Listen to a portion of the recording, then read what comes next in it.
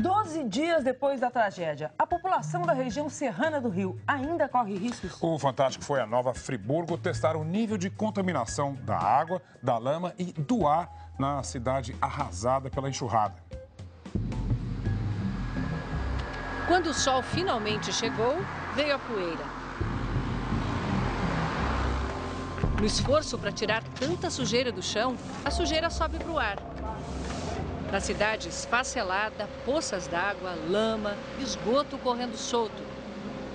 Os sobreviventes da tragédia ainda não estão fora de perigo. Há muitas doenças que ainda podem atingir as pessoas nessa zona de destruição. A pedido do Fantástico, este especialista vai testar o ambiente em Nova Friburgo. Primeiro, uma amostra da água do rio Bengalas, que corta a cidade. Nós estamos coletando aqui porque nós queremos saber se esse rio, qual o grau de contaminação dele, porque visivelmente ele está fora dos padrões. Toda essa cheia aconteceu aqui nesse rio, né? Esse lugar que nós estamos aqui estava completamente submerso. Também coletamos amostras da lama, da poeira, que é a lama seca, e da água fornecida pela rede de abastecimento da cidade. As análises feitas no laboratório acreditado pelo Inmetro revelam.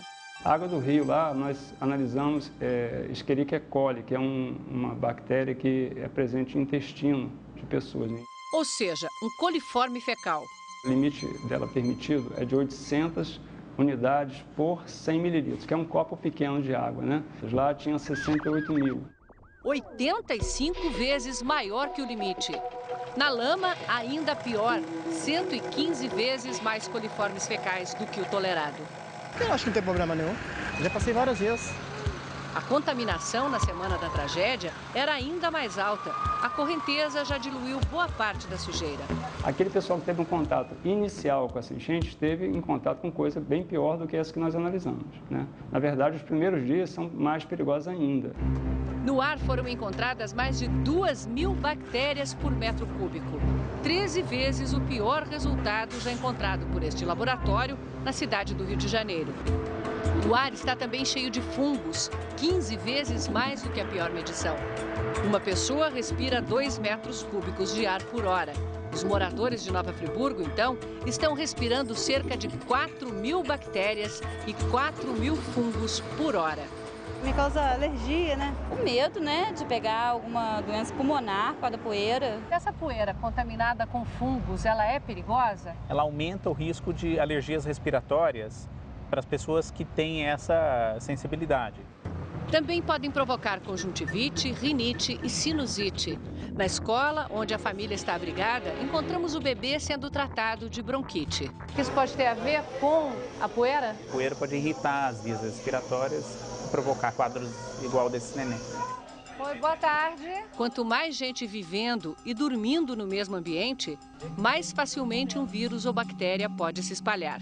Essa é uma situação emergencial e ela tem que ser o mais provisória possível. Com o passar do tempo, a aglomeração, as condições de habitação, que elas são muito precárias, começam a facilitar a transmissão de algumas doenças. São doenças de transmissão respiratória, um exemplo delas é a gripe, e são doenças de transmissão por contato e transmitidas através de alimentos.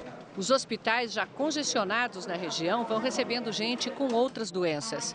No primeiro momento, os pacientes eram aqueles politraumatizados, vítimas de acidentes graves, muita fratura. Agora, a gente já está tratando as complicações. São as feridas infectadas, são as diarreias, os vômitos, que são aquelas pessoas que tiveram algum tipo de contato com a água contaminada, consumiram a água contaminada. Vocês se lembram de Daniel? Ele ajudou a salvar a dona de casa, Ilair Souza. Na hora que eu peguei a corda para puxar, o primeiro pisão que eu dei, eu já senti um incômodo. Só que na hora da adrenalina, o corpo quente, aquilo tudo, eu nem senti. Na hora que ela chegou lá em cima, que eu olhei o ferimento, vi que estava sangrando muito. Eu peguei muita lama, porque eu tive que atravessar toda a minha rua. Então a água tinha acabado de baixar, tava aquela lama suja, sabe? Ele foi tratado, mas 2 dias depois, o pé estava infeccionado pelas bactérias da lama. De volta ao hospital, ficou internado. O médico falou na hora, ainda bem que vocês correram, que poderia ter a infecção podia chegar até o osso. Daniel e todos que entraram em contato com a água contaminada e tiveram cortes estão recebendo a vacina antitetânica. Tudo para evitar que um arranhãozinho vire uma infecção generalizada, que pode até levar à morte. Mônica bebeu água de poço contaminada. Começou quando a diarreia? Começou ontem, depois que eu tomei água da torneira. Eu só tomo água da torneira, não tomo água do filtro nem dessa mineral. Eu recomendei usar bastante líquidos ou fazer o preparo de soro caseiro e medidas de higiene. A boa notícia do teste do Fantástico. Quem recebe água da rede está bebendo e lavando alimentos em água limpa. Agora, duas doenças preocupam: a hepatite A e a leptospirose, que já apareceu na região atingida. Tem uma previsão aí do Ministério da Saúde que nós teremos pelo menos 1 ano de problema. Quando acontece uma coisa dessas, não seria o caso de haver já um protocolo de procedimentos a serem tomados imediatamente? É muito importante que a gente tenha um plano de ação já elaborado antes da tragédia acontecer. Com exemplo de várias outras tragédias que aconteceram no mundo, inclusive no Brasil, nós conhecemos um pouco o padrão de como essas doenças infecciosas acontecem, a gente sabe a sequência que elas acontecem.